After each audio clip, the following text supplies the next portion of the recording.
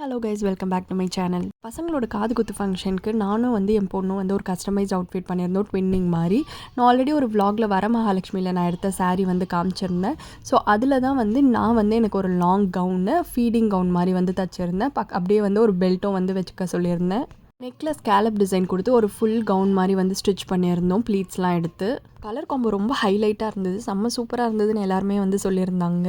என் பொண்ணுக்கும் பார்த்திங்கன்னா அதே மாதிரி குட்டி கவுன் வந்து தச்சுருந்தோம், பட்டன்லாம் வச்சு அப்படியே பின்னாடி நாட் வந்து டைப் பண்ணுற மாதிரி. ஸோ நான் வீட்டு பக்கத்தில் இருக்க நியர்பை டெய்லர் கிட்ட தான் கொடுத்துருந்தேன். ஸோ என் ட்ரெஸ் பார்த்திங்கன்னா வந்து 1000 ருபீஸ் ஆச்சு, அண்ட் பாப்பா ட்ரெஸ் பார்த்திங்கன்னா வந்து 500 ருபீஸ் ஆச்சு.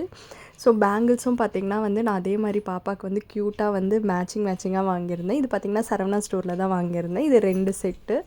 ஒரு செட் பார்த்திங்கன்னா 25 ருபீஸ்.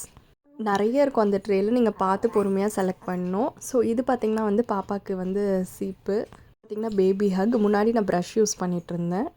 என்னோடய ஆக்சசரிஸ் பார்த்திங்கன்னா நான் இந்த பேங்கிள் கரெக்டாக ஆரஞ்சு கலர் அப்படியே ஆப்டாக மேட்ச் ஆச்சு. ஆல்சோ வந்து ஒரு ப்ளூ கலர் இன்னும் வந்து மேட்ச் பண்ணி வந்து போட்டிருந்தேன். இது பார்த்திங்கன்னா இது வந்து ஒரு டசன் காமிச்சிருக்கேன். ஸோ இன்னொரு டசன் நான் போட்டுட்டேன். ஸோ டோட்டலாக வந்து ஒரு செட் பார்த்திங்கன்னா 160 ருபீஸ் ஆச்சு, அண்ட் இன்னொரு பேங்கிள் 105 ருபீஸ் ஆச்சு.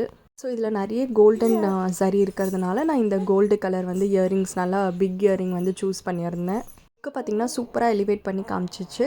அதுக்கப்புறம் டெம்பிள் ஃபங்க்ஷனால் கோல்டு ஆக்சசரிஸ் போடணுன்ட்டு நெக்லஸ்க்கு வந்து இந்த 3 லேயர் நெக்லஸ் வந்து சூஸ் பண்ணியிருந்தேன். ஸோ தட் கொஞ்சம் மாடர்னாகவும் இருக்கும் கவுனுக்குன்ட்டு. பார்த்திங்கன்னா 3 சவரன் இந்த நெக்லஸ். எங்களோட ட்வின்னிங் அவுட்ஃபிட்டை எல்லாருமே வந்து காம்ப்ளிமெண்ட் பண்ணியிருந்தாங்க. லுக் வந்து எப்படி டர்ன் அவுட் ஆகிருந்ததுன்னு பார்க்கலாம்.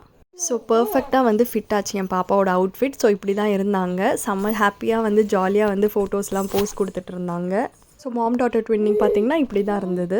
ஸோ ஃபீட் பண்ணிகிட்டு இருக்கிறதுனால நான் ஃபீடிங் ஜிப் வச்சு கஸ்டமைஸ் பண்ணியிருந்தேன். ஸோ என் பையனோட ட்ரெஸ் பார்த்திங்கன்னா வந்து ஒரு ப்ளூ குர்த்தி பிளெயினாக தான் வாங்கியிருந்தோம். அதுவுமே வந்து நான் தான் வந்து கஸ்டமைஸ் பண்ணியிருந்தேன். ஸோ பார்த்திங்கன்னா வந்து தனியாக வந்து இந்த சம்கீஸ்லாம் வாங்கிட்டு அதில் வந்து அப்படியே வந்து ஃபேப்ரிக் க்ளூ வச்சு வந்து ஸ்டிக் பண்ணிட்டேன். ஸோ இந்த பிளெயின் குர்த்தி பார்த்திங்கன்னா 750 ருபீஸ் அரௌண்ட் அவ்வளோதான் வந்தது.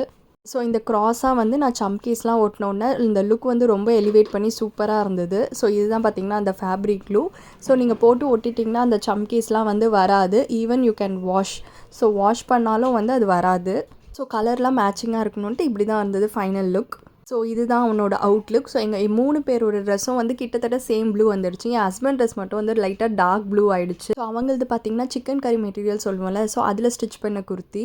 நல்லா ஃபேமிலி காம்போ ட்ரெஸ் வந்து இப்படி தான்.